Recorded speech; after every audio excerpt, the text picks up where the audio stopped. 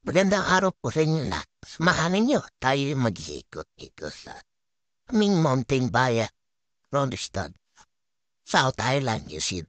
Makita niyo ang ganda ng ulap sa kalangitan? Kaya ano pa hinihintay natin? Tayo na! Let's go! Ganito yung mga kapitbahay natin namin, wala halos tao dito sa labas. Malinis ang paligiran, walang taong halos lumalabas sa kanilang mga bahay. Kasi mga alas 8 na to ng gabi. Kaya naman, ganito yung makikita niyo sa paligiran. Kasi summer dito ngayon. Makikita ninyo, brown yung kulay nito mo kasi walang ulan. Tapos na summer, ganyan ay children, tao.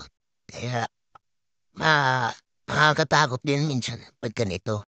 Kasi yan ang pinagmumula na sunog. Alakad-lakad naman tayo dito sa may tabi. Makikita niyo napakalinis ng lugar. Kaya alam, medyo brown na yung mga damo. Kasi summer dito nga. At wala halos tao. Ito yan. Likod ng munisipyo. Ito nga yung pinakalikod ng munisipyo ng Rolliston.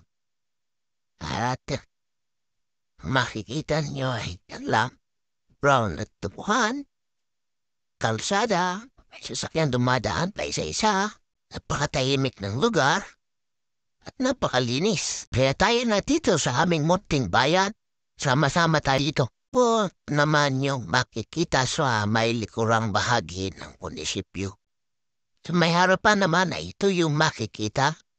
May parang maliit na pool. May parking area.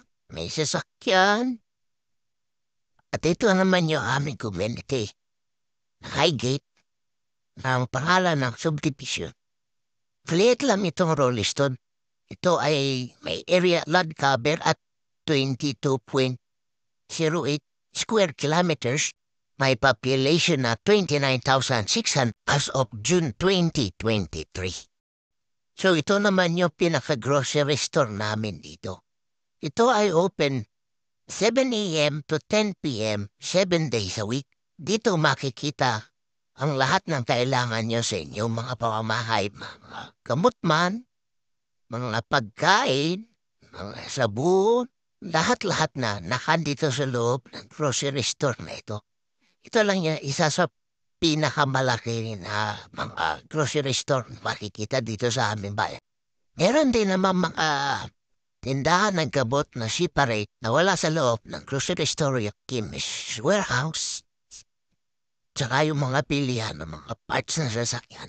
Kung makikita dito yung mga bangko, mga maliliit na restaurant, na nakandito lang sa buong paligid na ito na Rolliston Square. Makakabili ka dito kung ano yung gusto mo hinahanap sa groceries, sa maliit na mga restaurant, sa bangko. Kung tamad kang magluto, mga fast food din dito.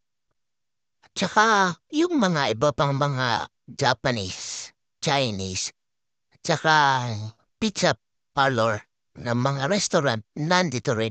Di ka na magpuproblema sa mga paradahan dito kasi libre ang parking dito. Bahala pa kung kailan ka gustong umalis. Basta walang bayad yung parking dito. Di katulad sa ibang bayan na napakamahal ng parking fee. Kung ikaw ay mamimili at magsha-shopping at saka kakain sa mga restaurant. Kung gusto mo namang mag-shopping ng mga gadgets like cellphone, brand new TV, mga washing machine, andyan sa Noilini. Tapos kung ikaw ay mahilig mag-gym, meron ding fitness center dito. So, nandito na lahat. At pakita ko sa ikotin natin para makita ninyo kung ano yung itsura dito. Kung gaano kalaki yung area, libre yung parking sa mga restaurants, fitness centers, mga bilihan ng mga gadgets, bilihan ng mga damit, nandiyan yung warehouse. Tapos paglalakad ko naman dito, mapapansin niya yung damo na katabi ng footpath na nilalakaran ko ay green yung kulay ng damo. Tapos doon sa may bandang lahat, kung mapapansin ninyo ay medyo brown na yung damo doon. So, itong green damo dito may-ari ito mahilig magdilig ng kanyang loan.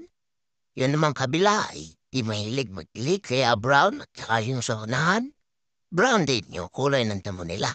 Yung sa mga bahayan naman dito, mga brown din yung kanilang mga wala dito. Kapit bahay namin dito, green yung kanyang damo. Mahilig siyang magdilig ng kanyang damuhan ng kanyang loan.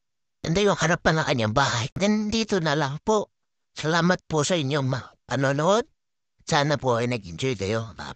Paki-comment na lang sa baba kung ano po yung gusto niyo makita dito sa aming bayan.